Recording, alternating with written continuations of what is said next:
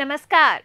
पिछली कक्षा के अंदर हमने गांधी जी के यात्रा की कहानी सुनी थी, जिसमें रेल से यात्रा करते हुए वो पहुंचे कलकत्ता। रेल की भीड़ के बारे में, लोगों के विचारों के बारे में उन्होंने हमें बताया अपनी उस कहानी के अंदर। आज की ये कहानी है सुशील जी की। कुछ इस प्रकार की यात्रा अपने बहन के घर जाने की और वहां से वापस अपने घर आने की यात्रा वो यहाँ पर बयां करते हैं। सुशील जी कहते हैं कि वो और उनकी बहन का जो सफ़र है वो एक ही घर से चालू हुआ था। फिर उनकी बहन की शादी हो गई, वो अपनी बहन के घर गए थे और 2-3 दिन वहाँ पर रुकने का उनका पूरा विचार था। उनकी बहन के बच्चे भी थे, वो अपनी बहन से मिलने आए थे और वापस उन्हें 2 दिन बाद अपने घर जाना था। वो अपने बगीचे से एक अमरूद तोड़ के लेकर आए थे और वो जो अमरूद का पेड़ था वो उनकी बहन ने ही घर पे लगाया था। उसमें पहला अमरूद आया जो कि वो तोड़कर अपनी बहन के लिए लेकर आए। उन्होंने सोचा मैं उनके साथ अकेले में बैठूंगा और अपनी बहन को ये अमरूद दूंगा, इससे वो बहुत खुश हो जाएगी। लेकिन उन्होंने वो अमरूद उसको नहीं दिया। उनको लगा कि बच्चे जो हैं क्या सोचेंगे, मैं एक अमरूद जब अपनी बहन को दूंगा तो क्या हो सकता है वो मेरा मजाक बनाने लग जाए, हो सकता है वो हंसने लग जाए, या हो सकता है कि वो अमरूद अपनी माँ से छीन के खा ले, या उनकी माँ खुद ही उन बच्चों को अमरूद दे दे। तो ये कहानी है सुशील जी की और उनके जीवन की इस यात्रा के बारे में उन्होंने यहाँ पर बयान किया है। देखिए, मैं अपनी बहन के घर आया था, 2-3 दिन यहाँ रहूंगा, फिर मैं अपने घर लौट जाऊंगा। बहन भी कभी कभी आती है, मगर उसका आना घर लौटना नहीं होता, यानी कि वो अपने घर वापस लौट के नहीं आ रही है हमेशा के लिए, केवल 2-3 दिन रहने आती है। हम दोनों ने एक ही घर से यात्रा शुरू की थी। बहन मुझसे 3 साल बड़ी थी, वह मुझे बहुत लाड करती थी। अक्सर जो बड़े भाई बहन होते हैं वो आपको बहुत लाड करते हैं, अपनी चीज़ें जो हैं वो आपको दे देते हैं। वह कुछ भी खाती तो मेरा हिस्सा उसमें रहता था। मैं भी कभी कभी उससे अपनी चीज़ें साझा करता था।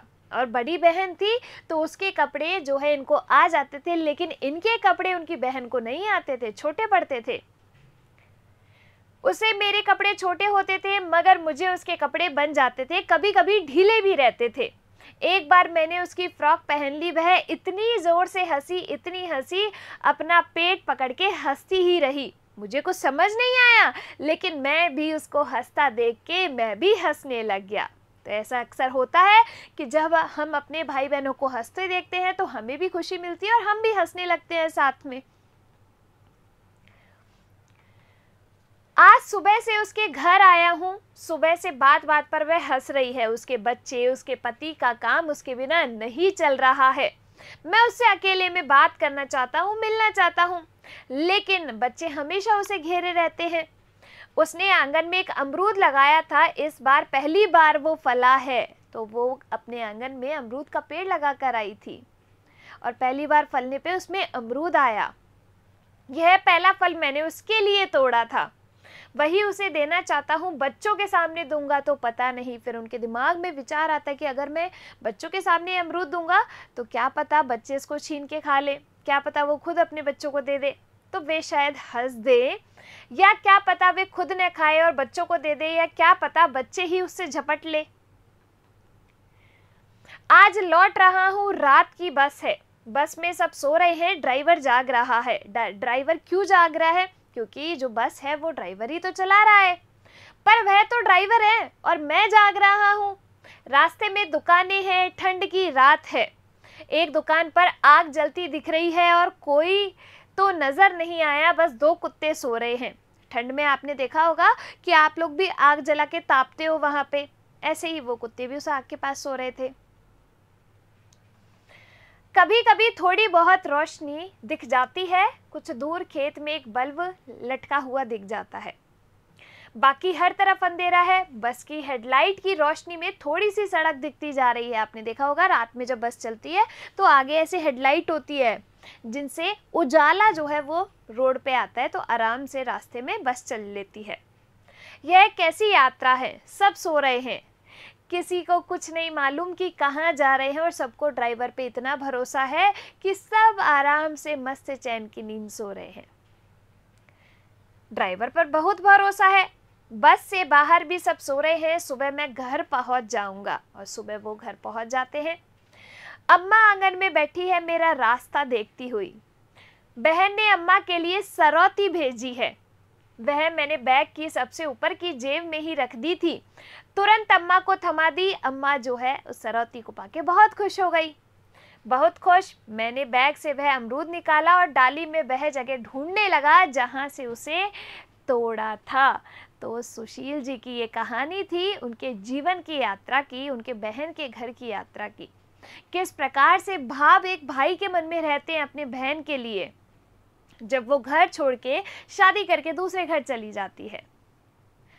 अब यहाँ पर कुछ मुहावरे मैं आपको समझाने वाली हूँ जिनका प्रयोग हम वाक्य में किस प्रकार कर सकते हैं। देखिए, सही मुहावरे से वाक्य पूरा करना है। ये सारे मुहावरे यहाँ पे दिए हुए हैं। पहला मुहावरा है घोड़े बेचकर सोना, यानी कि बिल्कुल बेहोशी से सोना, जिसको होश नहीं रहे सोने के बाद कुछ भी कि क्या हो गया दुनिया में। हंसते हंसते लोटपोट होना, इसका मतलब क्या है कि बहुत जोरदार तरीके से हंसना। कलेजा धड़कना, यानी कि दिल धड़कना।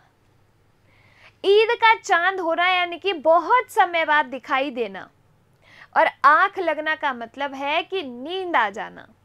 तो इन मुहावरों में से हर एक वाक्य के अंदर हमें जो है इनकी पूर्ति करनी है कि कौन सा मुहावरा लग सकता है।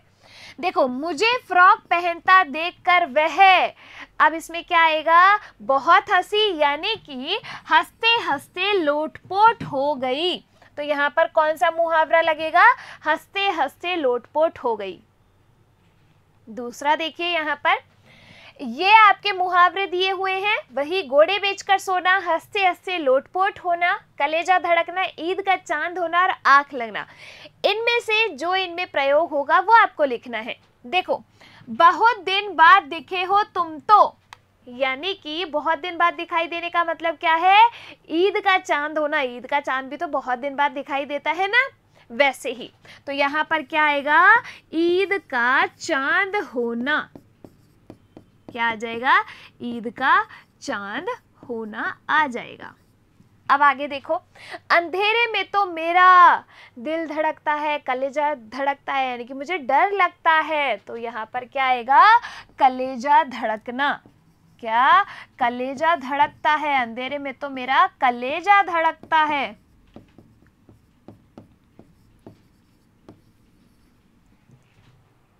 आगे देखिए, यहाँ पर मेरा इंतजार करते करते अम्मा की आंख लग गई, यानी कि अम्मा जो है वो सो गई। तो यहाँ पर क्या आएगा, अम्मा की आंख लग गई। तो ये मुहावरा अपन ने इसमें क्या कर लिया, उपयोग में ले लिया।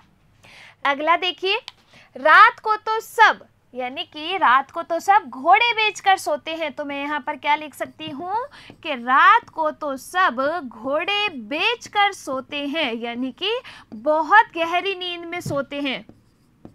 यही आएगा मुहावरा। ऐसे ही बहुत सारे वाक्यों में आप मुहावरे उपयोग में ले सकते हो। अगला देखिए, यहाँ पर सही शब्द आपको लिखने हैं।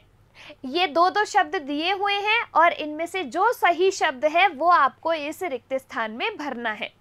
क्या लिखा है यहाँ पर कि आपको जाना है, और यहाँ पे क्या आ गया, प्रश्नवाचक चिन्ह है।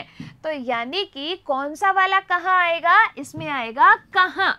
तो आ जाएगा कै हा, और हा के ऊपर चंद्र बिंदु। आपको कहाँ जाना है।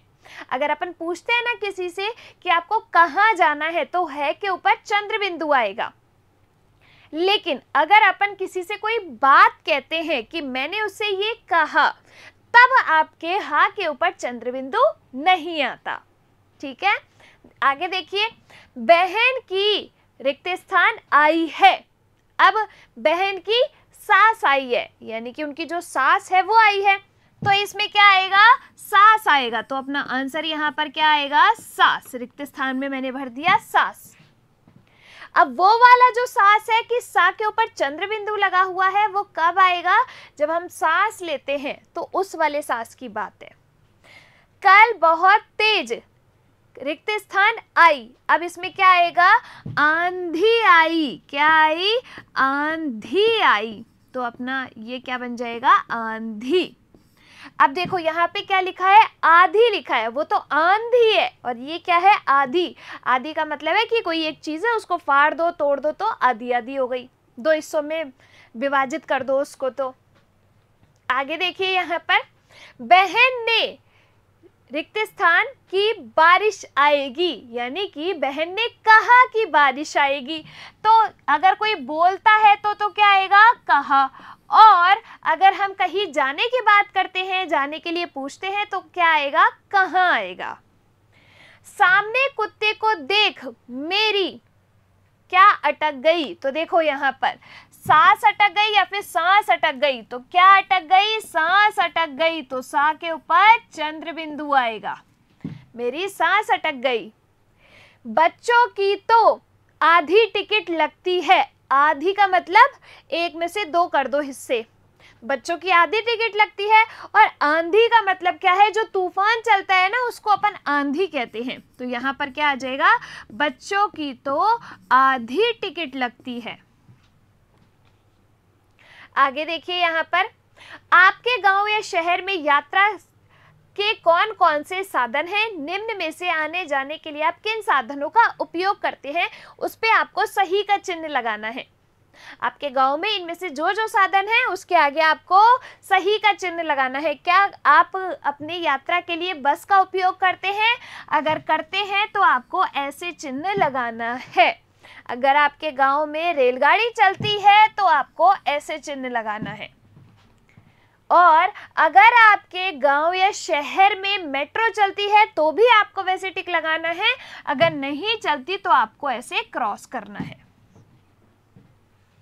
जीप चलती है तो आपको सही का चिन्ह लगाना है, स्कूटर भी चलता है तो भी आपको सही का चिन्ह लगाना है, ई रिक्शा चलता है तो भी आपको सही का चिन्ह लगाना है, अगर नहीं चलता तो ऐसे बना देना है। टैक्सी चलती है तो सही और नहीं चलती है तो ऐसे क्रॉस कर देना, और ट्रक चलता है तो आपको इस तरीके से चिन्ह लगाना है। आई बात समझ में? तो ये थी हमारे सुशील जी की कहानी, उसके साथ साथ हमने कुछ मुहावरे इसमें पढ़े और आपके गांव में जो यात्रा के साधन हैं उसके बारे में हमने जाना। आगे देखिए यहाँ पर अगला प्रश्न है कि अब अपनी किसी यादगार यात्रा की कुछ बातें आपको यहाँ पर लिखनी है। कोई भी ऐसी यात्रा है जो कि आपके लिए बहुत यादगार है, बहुत मनोरंजक है, या फिर अगर अच्छी भी नहीं है तो आपको मुझे बताना है और अपनी कॉपी के अंदर ऐसे लिखना है। और आज का आपका अंतिम प्रश्न है, किसी भी सफ़र के लिए किस तरह की तैयारी की ज़रूरत होती है? अपने विचार साझा कीजिए और लिखिए। किसी भी सफ़र के लिए अगर आप जा रहे हैं, अपने गांव से कहीं बहुत दूर जा रहे हैं, तो दूर जा रहे हैं तो आप अपने खाने पीने का सामान भी लेकर जाएंगे, अपनी ज़रूरत की चीज़ों को लेकर जाएंगे। जो भी आपको, अगर मान लीजिए 2 दिन बाद आप कहीं पे पहुंचेंगे तो 2 दिन के हिसाब से आपको कपड़े भी लेकर जाने पड़ेंगे, नहाने का साबुन भी लेके जाना पड़ेगा, ब्रश भी लेके जाना पड़ेगा, अपना मंजन भी लेके जाना पड़ेगा, खाने की चीज़ें लेके जानी पड़ेगी। और अगर आप छोटा सफ़र कर रहे हैं तो पैसे रखिए अपने पास, अपना टिकट लीजिए, अपने जितनी भी ज़रूरी चीज़ें हैं जो आपको सफ़र में काम आने वाली है उन सब चीज़ों के बारे में आपको यहाँ पर लिखना है। तो आज की अपनी ये कक्षा यहीं समाप्त होती है। धन्यवाद।